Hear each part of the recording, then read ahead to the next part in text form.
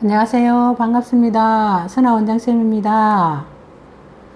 자, 오늘은 제가 경제 서적을 갖고 나왔는데요. 돈 공부는 처음이라 라는 책입니다. 이 책은 김종봉 제갈현열지음 다실북스에서 나온 책입니다. 자, 영혼부터 시작하는 난생 처음 부자 수업이라고 나와 있네요. 돈의 진실을 마주하고 싶다면 당신은 경제적 자유를 누릴 자격이 있다. 당신의 삶을 지금보다 나아질 수 있다. 오늘도 텅 빈 통장 잔고를 보며 힘들었다면 삶은 결국 돈의 한 조각이다. 라고 나와 있습니다. 자, 만약 꿈을 이루는데 돈이 필요하거나 돈 때문에 자신의 꿈을 포기했던 사람이라면 그것을 이루기 위해 필요한 돈에 대해서 한 번쯤은 고민해 봤어야 한다. 어렵다는 핑계로, 시간이 없다는 핑계로. 시작조차 하지 못했던 당신에게 이 말을 해주고 싶다.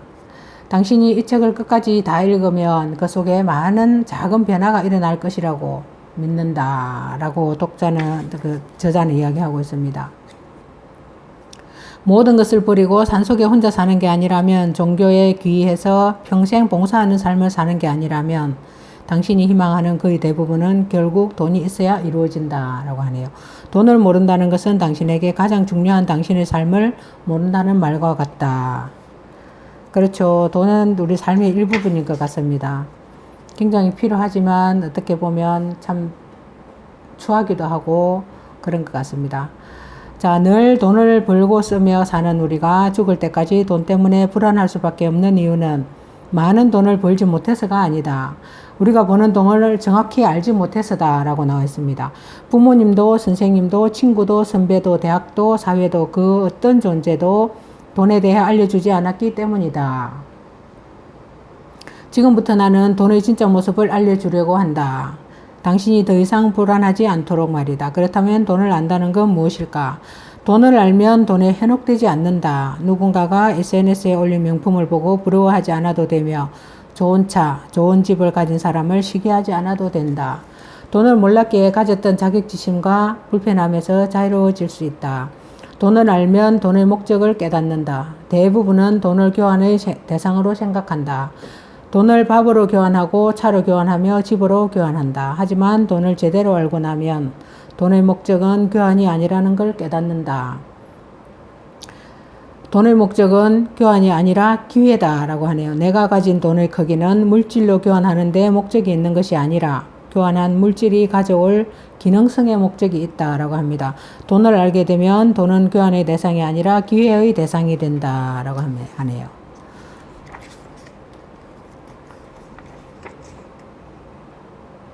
자, 자산 상황에 따라 해야 할 일을 정확하게 아는 것, 바로 이것이 돈을 아는 것이다. 라고 합니다.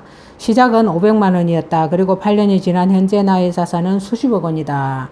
그 과정에서 수없이 오르락내리락 하였고, 때론 자만하였고, 때론 실패하였으며, 때론 절망할 수밖에 없었다. 실패와 고난을 통해 배웠다. 많은 사람들에게 배움을 청하려 수도 없이 달려갔으나 이 사실을 알려주는 사람이 단 한 명도 없었다라고 합니다. 내가 겪은 그 과정의 아픔을 여러분은 겪지 않기를 바라는 마음으로 돈에 대한 이야기를 통해 삶이 바뀔 수 있는 계기가 되길 바라는 마음으로 지금부터 돈에 대한 모든 이야기를 시작하려고 합니다. 라고 나와 있네요. 자, 남의 돈에 자신의 삶을 버리지 마라. 돈이란 무엇일까? 돈은 물건의 값을 측정하는 도구다. 즉 화폐 5만원권은 5만원의 가치가 있는 재화나 서비스로 교환할 수 있다는 의미다. 그렇다면 5만원권이 없을 때는 우리는 어떻게 돈을 사용하였을까? 신사임당이 그려진 5만원권이 없을 때에는 세종대왕이 그려진 1만원권 5장으로 사용했고, 1만원권이 없을 때에는 1천원권 10장으로 사용했죠. 그렇다면 지폐가 없을 때는, 동전이 없을 때는 꼬리에 꼬리를 물고 질문하다 보면 우리는 돈의 실체를 알게 된다. 돈의 가치는 늘 객관적으로 정해져 있지 않다. 무슨 소리냐고? 지폐와 동전이 없었던 시절에 돈은 때로는 조개로, 때로는 소금으로, 때로는 금으로, 때로는 돌 따위로 가치를 인정받았죠. 상황에 따라 형태와 가치를 달리했다. 수요와 공급에 따라 시대 상황에 따라 새로운 대상의 발견으로 돈의 가치는 늘 유동적이었다. 그렇다면 지금은 화폐가 있으니 돈의 가치가 고정되어 있지 않을까? 아니다. 과거에는 돈의 가치를 비교적 평가하기 쉬웠다면 지금은 평가 기준이 너무 복잡해져 버렸다. 과거에는 집에 소가 몇 마리 있는지, 가진 땅이 몇 평인지, 집이 얼마나 큰지에 따라 사람의 부를 평가하곤 했다. 물론 그때도 화표가 있었지만 눈에 보이는 것만으로도 한 사람의 부를 어림잡아 알 수 있었기 때문이다. 그러나 시간이 흐르고 시대가 변하면서 금융이라는 단어가 출현하여 신용과 대출이라는 개념이 생기고 온라인으로 자신을 전시하는 시대가 되다 보니 한 사람의 돈의 크기를 평가하는 것이 사실상 불가능한 시대가 되었다. 우리는 SNS에서 머리끝부터 발끝까지 명품으로 도배를 하고 외제차를 타고 다니는 사람들을 쉽게 볼 수 있다. 그리고 이런 사람들을 보면 와, 이 사람 돈 참 많은가 보다. 대한민국에 돈 많은 사람 진짜 많다라고 생각할지도 모른다. 그렇다면 이 사람들은 진짜 돈이 많은 것일까? 멋진 한강뷰가 보이는 15억 원짜리 아파트에 거주하는 사람이 SNS에 사진을 찍어 올렸다. 돈이 많다고 판단하기 쉽지만 이는 함정이다. 이 사람의 돈을 크기를 평가하는 데에는 다양한 시각이 존재하기 때문이다.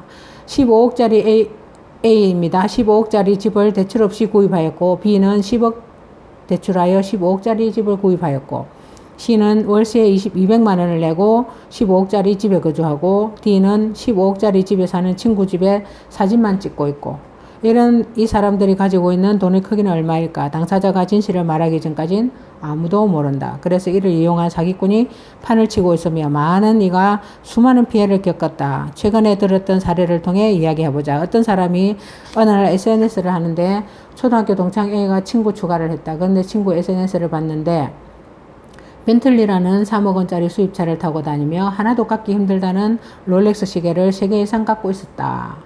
또 중국과 싱가포르에 자주 출장을 간다며 사진을 올려서 엄청나게 성공했구나 하고 생각했다.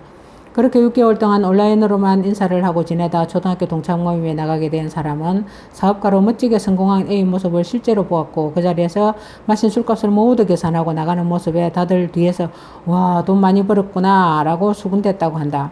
문제는 1년이 지나고 발생했다. 그날 참석했던 동창 한 명이 사업을 같이 해보지 않겠냐는 A의 말에 2천만 원을 투자했고 그 몇 개월 후 사기를 당했다는 사실이 밝혀진 것이다. 투자해서 피해를 입은 이 친구는 뒤늦게 A의 뒷조사를 시작했다. A는 중고차를 리스 200만 원에 타고 다녔으며 그가 가진 명품 시계나 명품 지갑은 모두 가짜였고 그가 거주하는 집은 월 300만 원짜리 월세였다라고 하네요. 결국 투자했던 친구는 자신의 돈을 모두 날렸고 A는 자신도 몰랐다며 자신도 피해자라며 소식을 끊었다고 합니다. 여기서 중요한 건 A가 돈을 가진 크기는 3천만 원 정도 되지 않았지만 다른 이가 그를 수십억을 가진 자산가로 봤던 것은 그가 수십억 원이 있었다고 얘기해서가 아니라 다른 사람들이 평가한 가치가 그만큼이었기 때문이었다는 것이다. 이 사례를 통해 우리는 알아야 한다. 지금 이 시대는 더 이상 돈의 가치를 명확하게 구분하거나 판단할 수 없는 시기임을. 우리는 거짓이 난무한 세상에 살고 있고 위험한 세상에 노출되어 있다는 말이다. 그리고 돈에 관한 불행은 바로 여기서 출발한다 라고 합니다. 불행은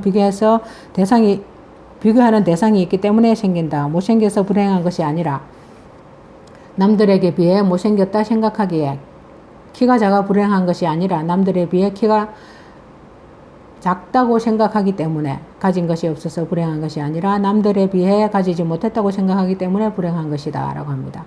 그렇네요. 정말 그렇습니다. 앞서 말했듯이 돈을 과시하고 돈이 전시되는 시대에서는 돈 크기를 객관적으로 판단하기 힘듭니다.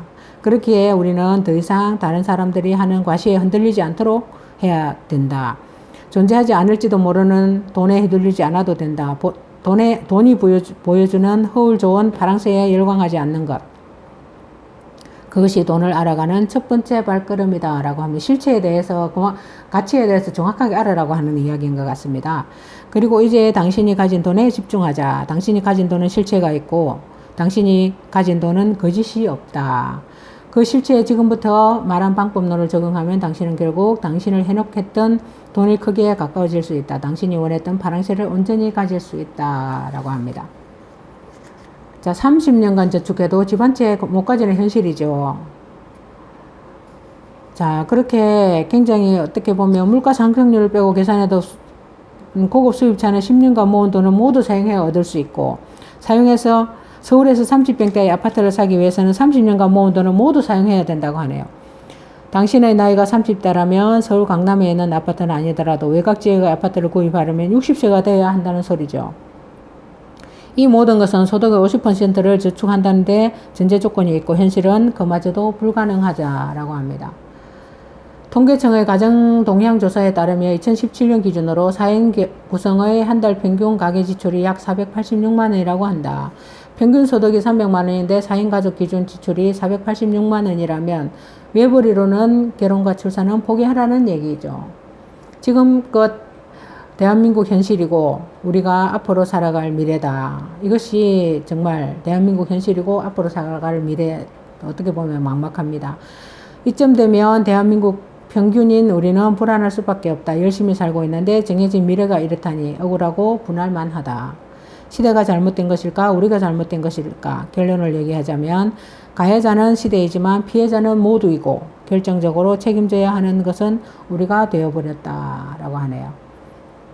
굉장히 의미 있는 말인 것 같습니다. 자, 오늘은 1부 리뷰를 마치겠습니다. 동공부는 처음이라 다음 2부에서 뵙겠습니다. 지금까지 함께 해주신 여러분 감사합니다.